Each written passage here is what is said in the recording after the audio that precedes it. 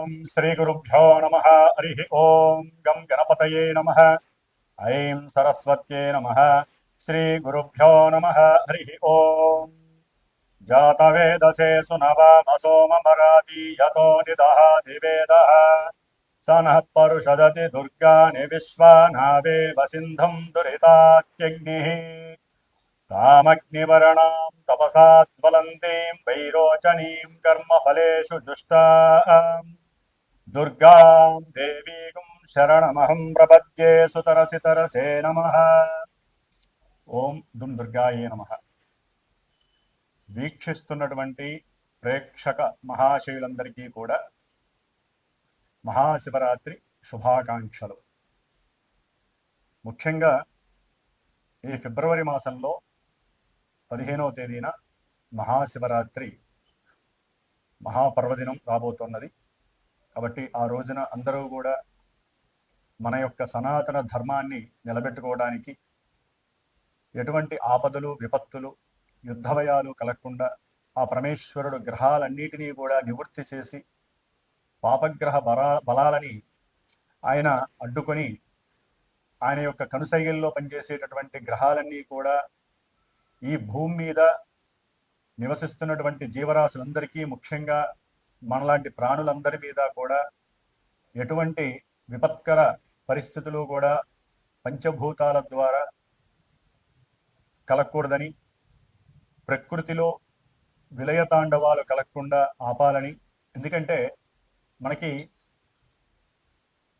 దాదాపుగా కొన్ని నెలల బట్టి కూడా ఈ చతుర్గ్రహ కూటమి చాలా విశేషమైనటువంటి దోషాలని కలుగజేస్తూ విపరీతమైనటువంటి ప్రమాదాలు, యుద్ధ భయాలు, రాజకీయ నాయకుల మధ్య ఎన్నో రకాలైనటువంటి విభేదాలు, దేశాల మధ్య సరైనటువంటి ఒడంబిక లేక రకరకాలైనటువంటి సమస్యలు, ఉద్యోగరీత్యా ఎంతోమంది ఇబ్బందులు పడుట, ఒక దేశం నుంచి ఇంకో దేశానికి, ఈ దేశం నుంచి ఇంకో దేశానికి వెళ్ళలేనటువంటి పరిస్థితులు, ఎన్నో రకాలైనటువంటి ఇబ్బందులు పడుతూ ఉన్నటువంటి మన ప్రాణుల మీద ఆ పరమేశ్వరుడు యొక్క దయ కృపాకటాక్షము కలగాలని అందరూ కూడా శివరాత్రి రోజున పరమేశ్వరుణ్ణి అభిషేకిస్తూ ఆయన యొక్క అర్చనని చేస్తూ చక్కగా ఆయన యొక్క నామస్మరణతో జాగరణ చేస్తూ మన యొక్క ఆరోగ్యాన్ని, ప్రపంచ లోకక్షేమాన్ని మనం కోరుకుంటూ, మరి ప్రజెంటు ఇప్పుడున్నటువంటి కాలమాన పరిస్థితుల రీత్యా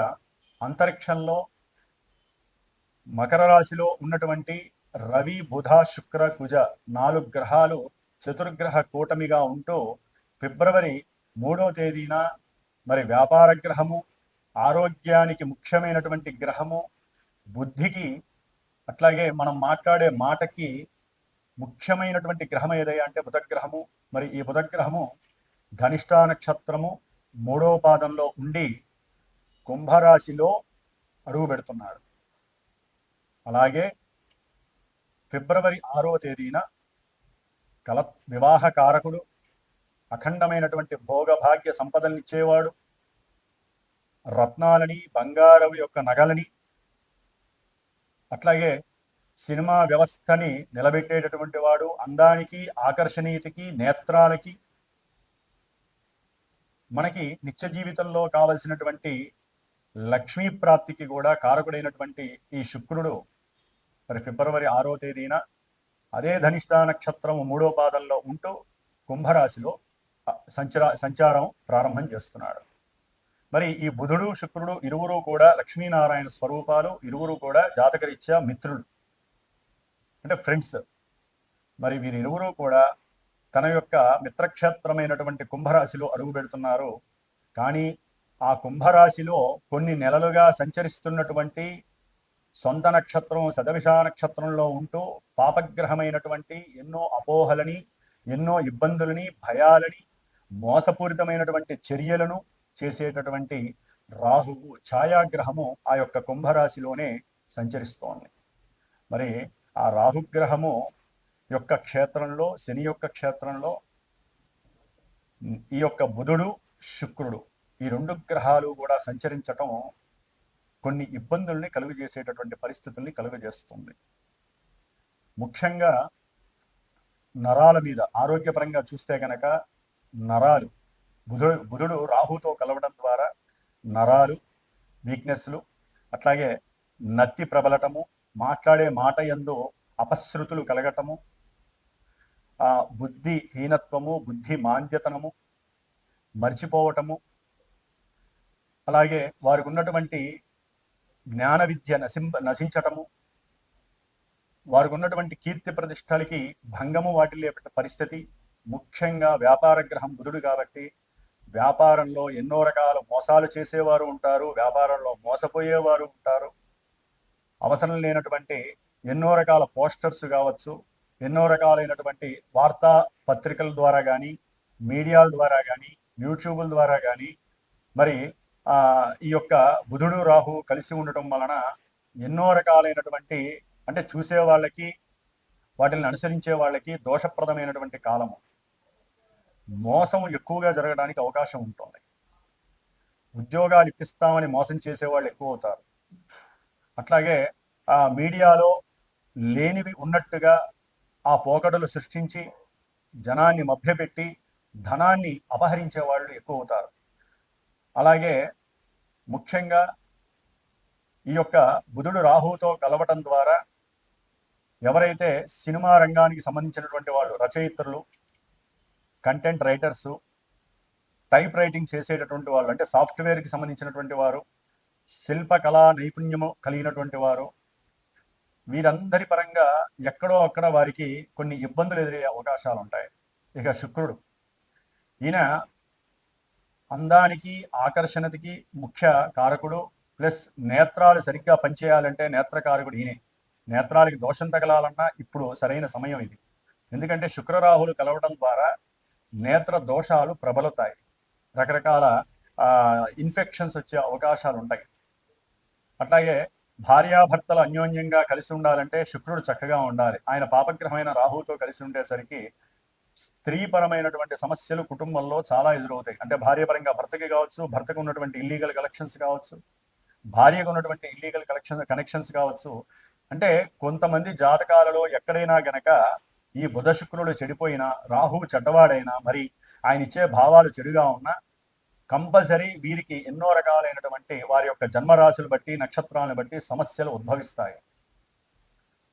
అట్లాగే చిత్ర సినీ రంగంలో వాళ్ళకి లలిత కళలు అంటే భరతనాట్యం కావచ్చు, వీణ కావచ్చు, ఇంకా మధ్యలో వాయించేటటువంటి వారు కావచ్చు, అట్లాగే సుగంధ ద్రవ్యాలకి సంబంధించినటువంటి వ్యాపారస్తులు కావచ్చు, చేనేత వస్త్ర కార్మికులు కావచ్చు, లేకపోతే భూమి లోపల తవ్వి తీసేటటువంటి బొగ్గు, ఇనప ఖనిజాలు, వాటికి సంబంధించిన బిజినెస్లు వాళ్ళు కావచ్చు, బంగారపు ముద్దలు గనులు ఉంటాయి కదా, ఆ బంగారపు గని వ్యాపారం చేసేవాళ్ళు కావచ్చు, బంగారము, వెండి, రత్నాలు, అట్లాగే వజ్రాలు, వాటికి సంబంధించినటువంటి ఖనిజ సంపదలకు సంబంధించినటువంటి వాళ్ళు కావచ్చు.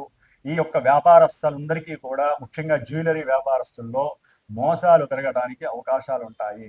వాళ్ళు సంపాదించే అవకాశాలు ఉంటాయి, మోసపోయే జనం ఎక్కువ ఉంటారు, కొంచెం జాగ్రత్తగా ఉండాలి.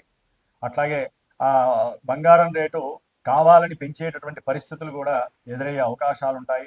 కాబట్టి ఈ బుధ శుక్రుడు రాహుతో కలవటము వ్యాపార రీత్యా, సినిమా రీత్యా, ముఖ్యంగా రాజకీయ నాయకులు కావచ్చు, వారి పరంగా ఉన్నటువంటి ఏజెంట్స్ కావచ్చు, ప్రభుత్వ ఉద్యోగాలలో ఉండేటటువంటి బ్రోకరీ వ్యవస్థలు కావచ్చు, లేకపోతే ఈ ఇందాక నేను చెప్పినటువంటి టైలరింగు, వార్తాపత్రికలు, సినిమా వ్యవస్థ, మీడియా, అట్లాగే రైల్వేకి సంబంధించినటువంటి ఎన్నో రకాల ఇబ్బందులు, అంటే ట్రైన్ యాక్సిడెంట్లు కావచ్చు ప్రయాణ సమయంలో, అట్లాగే భార్యాభర్తల మధ్య సమస్యలు కావచ్చు, ఇట్లా ఎన్నో రకాలుగా రాహుతో కలిసినటువంటి ఈ బుధ శుక్రుడు అనుభవించేటటువంటి పరిస్థితులు చాలా ఉన్నాయి. ద్వాదశ రాశుల వారికి ఏ విధంగా ఉండబోతుందో మనం తెలుసుకున్నాము.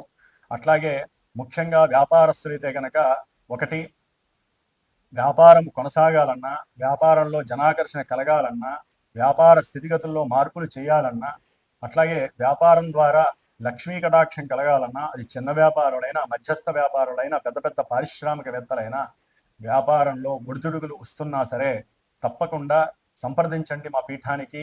వారికి సంబంధించినటువంటి నక్షత్ర రీత్యా కొన్ని వైబ్రేషన్ థియరీని అప్లై చేస్తూ చక్కగా యంత్రాలు ఉంటాయి. అంటే వ్యాపారంలో సేల్స్ పెరగడానికి యంత్రము అనేటటువంటిది చాలా ఉపయోగపడుతుంది.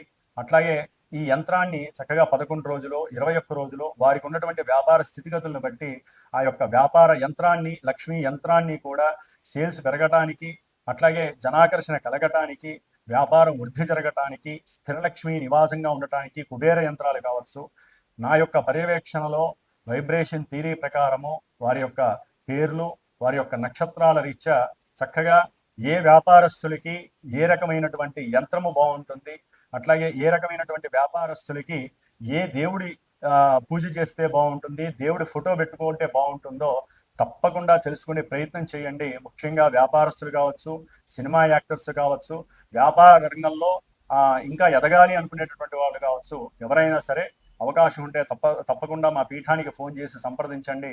అట్లాగే ఇప్పుడు వచ్చేటటువంటి ఈ బుధుడు దాదాపుగా మనకి 26వ తారీఖు వరకు ఇక్కడే ఉండి నక్షత్రాలు మారుతూ మళ్ళీ వెనక్కి తిరిగి వక్రించి ఏప్రిల్ 10వ తారీఖు వరకు కూడా ఈ కుంభరాశిలోనే ఉంటాడు. కాబట్టి వ్యాపారస్తులు చాలా జాగ్రత్తగా ఉండాలి. ఆరోగ్యరీత్యా అందరూ జాగ్రత్తగా ఉండండి. ముఖ్యంగా శుక్రుడు మరి మార్చి 1-2 వరకు కూడా ఇక్కడే ఉండి తర్వాత ఉచ్చస్థితికి వెళ్ళి అక్కడ శనితో కలిసి ఇంకో రకమైనటువంటి చర్యలు ప్రతిచర్యలు జరుగుతాయి. రాహుతో కలిసినటువంటి బుధ శుక్రుడి కోసము చాలా మందికి యోగ్యత కలగటానికి, వివాహ ప్రయత్నాల్లో సఫలీకృతము, వ్యాపార అభివృద్ధి కోసము రేపు 17వ తారీఖున అంటే మహాశివరాత్రి అయిపోయిన తర్వాత ఫిబ్రవరి 17 అమావాస్య మంగళవారము అవటం, ధనిష్టా నక్షత్రం అవడం వలన ఆ రోజున విశేషంగా మా పీఠంలో విశేషమైనటువంటి హోమాలు జరుగుతున్నాయి.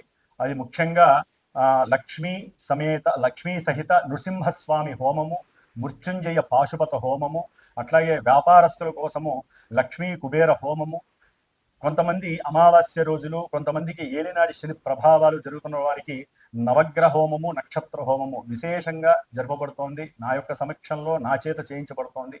కాబట్టి ఎవరైనా సరే అవకాశం ఉండి చేయించుకోవాలనుకుంటే తమ యొక్క గోత్రనామాదులు అవి నాతో సంప్రదించండి. మా యొక్క పీఠానికి ఫోన్ చేయండి. తప్పకుండా నా వంతుగా మీరు బాగుండటానికి నా ప్రయత్నం నేను చేస్తాను. ధనుస్సు రాశి వారికి ఫిబ్రవరి 3వ తేదీన బుధగ్రహము 3వ స్థానంలో కుంభరాశిలో రాహుతో కలయిట, సప్తమ దశమాధిపతి, శుక్రుడు షష్ఠ లాభాధిపతి 3వ స్థానంలో రాహుతో కలయిట.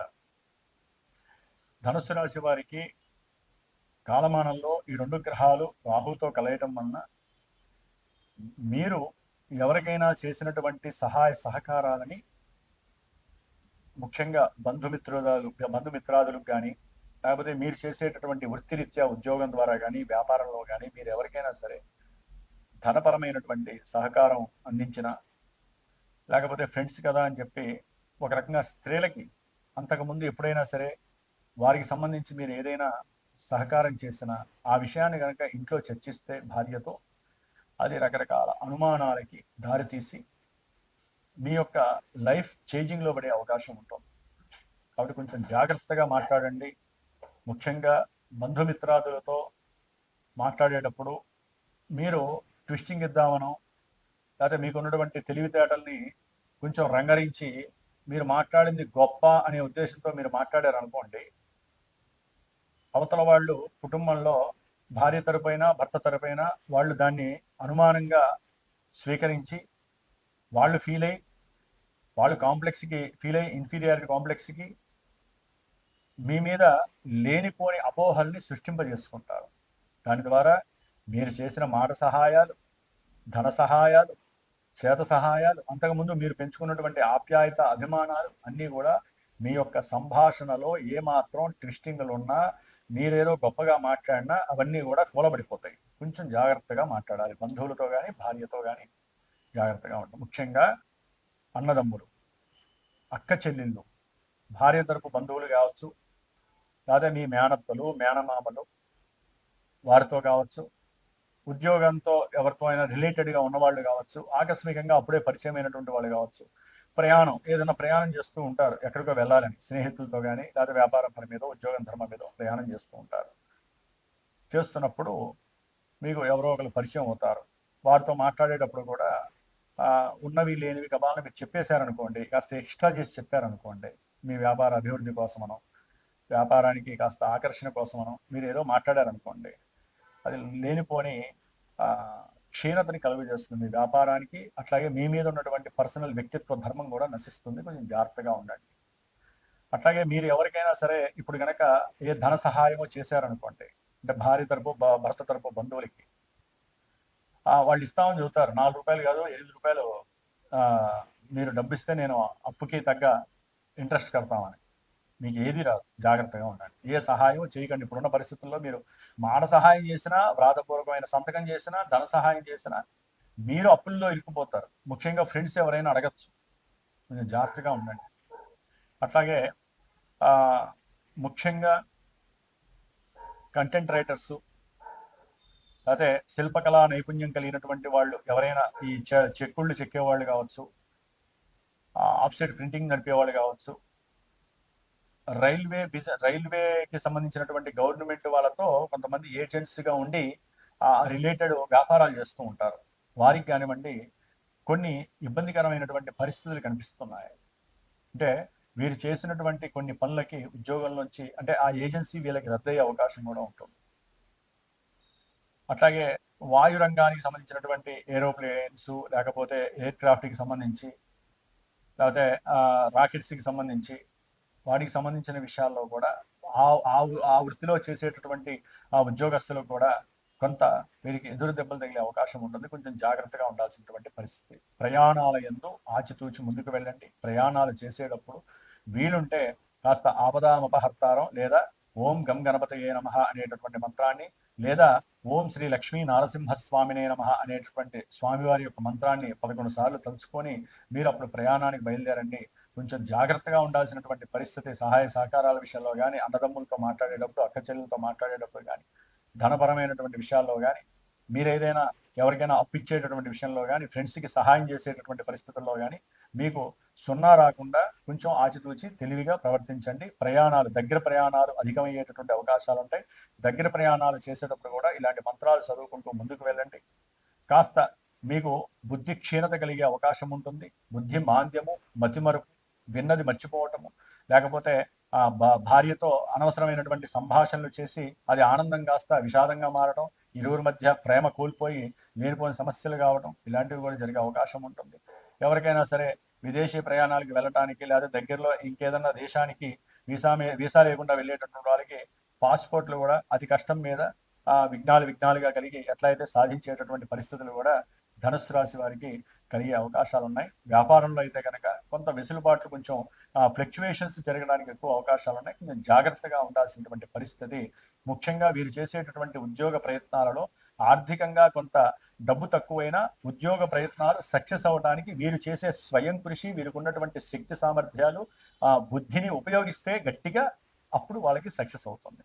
కాబట్టి వీరు కూడా తప్పకుండా లక్ష్మీ నరసింహస్వామి హోమానికి సంబంధించి ఏదైనా పాల్గొనే అవకాశం తీసుకోండి.